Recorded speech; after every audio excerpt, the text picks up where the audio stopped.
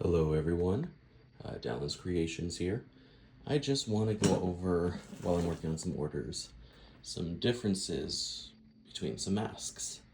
So on my Etsy shop, I sell what I call a 1996 EU to Gen 1 conversion. Basically, it's a EU mask that Funworld sells, and I reshape it and convert it to look closer to a Gen 1. And the way I do that is I take a mask. Sometimes they're small stamps, sometimes they're big stamps. Doesn't really matter for the final result. So here we have two identical sculpts. One's just reshaped and one's stock. So this is a 2024 October to December big stamp EU.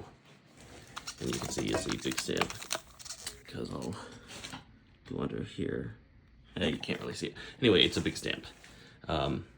These masks, I mean, they're gorgeous masks by themselves. They're fine. But as you can see, they look nothing like a 1996 Gen 1. So, this is what happens after conversion.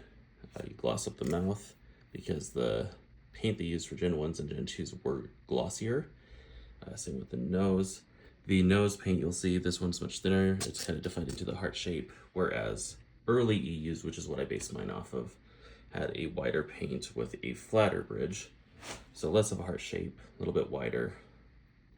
And then the eyes, you can see with these eyes, the eyeliner is thick. The eyes are very wide looking, very uniform. Whereas these, the eyeliner is thinner, the eyes are squintier. You get some more warps, and I specifically go in and I add some, what would be like glue lines, because Gen 1s have a much thinner vinyl, so a lot of like the glue lines and everything seep through and kind of just age the mask and make it look a little messier, which is what you want in a Gen 1. And then one of the final things I do to change these is the cheeks. The cheeks on Gen 1s and Gen 2s to an extent are sewn inward along the jawline, whereas on EUs it's a pretty flat, just going around, following the same trajectory as the rest of the shroud. But yeah, those are just some of the changes I wanted to go over that make these look more like an EU, with the changes with the cheeks, the squintier eyes, and wider nose. It actually elongates the mouth in appearance.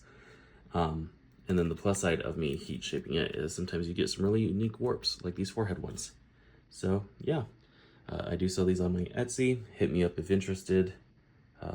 Peace.